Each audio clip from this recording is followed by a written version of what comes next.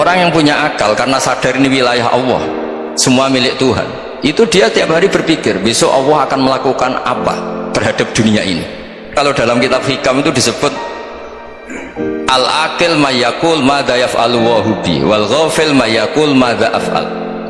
Kamu merencanakan suatu mau plesir ternyata gempa, mau wisata ke Rusia ternyata perang. Kamu tidak pernah tahu apa yang akan terjadi besok. Wa ma tadri nafsum madza taksibu ghadan.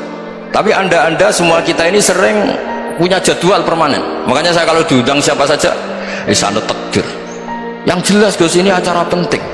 Ya masih acara penting nak pangeran ngersakno apa piye? Kok apa dadi pangeran? Kamu kok mau jadi Tuhan? Itu kadang ya kiai kan. Penting Gus acara ini jenengan harus memastikan bisa. Loh kamu itu yang ngajarin tauhid, sesuatu itu biadillah kok bilang-bilang apa pasti. Kalau maksa terus tak tobatkan dong kamu kata saya. Ya kalau gitu Gus bilang insya Allah. Wah itu hati saya, fisik saya, roh saya sudah bilang insya Allah. Nggak usah kamu latih kata saya. Nah hal-hal tauhid keseharian itu gampang sebetulnya. Wal ghafil yaqulu madza af'al. Tapi orang yang lupa Allah dia setiap hari bilang besok apa, kita bisa melakukan apa. Seakan-akan dia itu aktor, dia penting, dia subjek permanen dia. Padahal kita ini hanya objek kehendak Allah Subhanahu wa taala. Karena kita yakin sesuatu yang terjadi di alam raya ini kita tidak bisa apa-apa. Makanya saya sering ngaji, sering bilang saya, ketika anda mensifati Allah dia yang menghidupkan, sudah itu tanamkan sehingga ketika kita mati santai saja. Kenapa santai? Allah punya cara menghidupkan kita. Zaman kita hidup juga gak tahu caranya ngelola jantung, ngelola paru-paru. Kamu juga gak tahu ngelola oksigen yang tidak beracun, tidak mengandung polusi. Tahu-tahu hidup.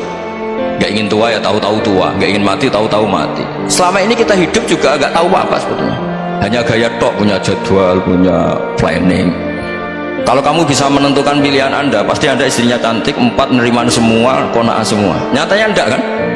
Sudah 1 jelek, cerewet. Wah itu kan, nyatanya enggak bisa apa-apa anda kan? Dan kamu bawa mati lagi. Nah, itu kan. Istri anda juga gitu, punya keinginan punya suami yang ganteng, yang jabat, yang neriman, yang gak poligami, ya tidak kesampaian juga. Kalau kita ngitung tingkat kegagalan kita itu gagal terus, ya kan? Nah terus ingat Allah, madza yaf'alu wa hubi.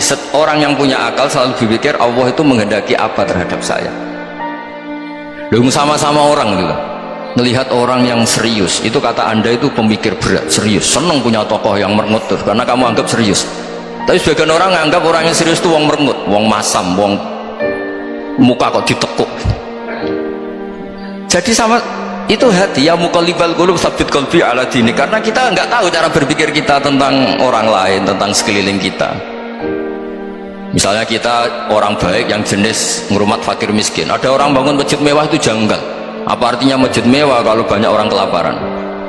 Tapi kalau yang jenis pendidikan, apa artinya masjid mewah kalau tidak bisa ngaji? Nanti yang jenis infrastruktur, apa artinya ini kalau semuanya punya sudut pandang yang berbeda-beda. Dan Islam mengapresiasi semua kebaikan. Tapi katakan semua kebaikan itu adalah kehendak Allah Subhanahu wa taala. Karena apapun baik anda itu pakai fasilitas yang diberikan oleh Allah Subhanahu wa taala. Sehingga ini yang disebut qulillah tsumma darhum fi khawdihim yal'abun.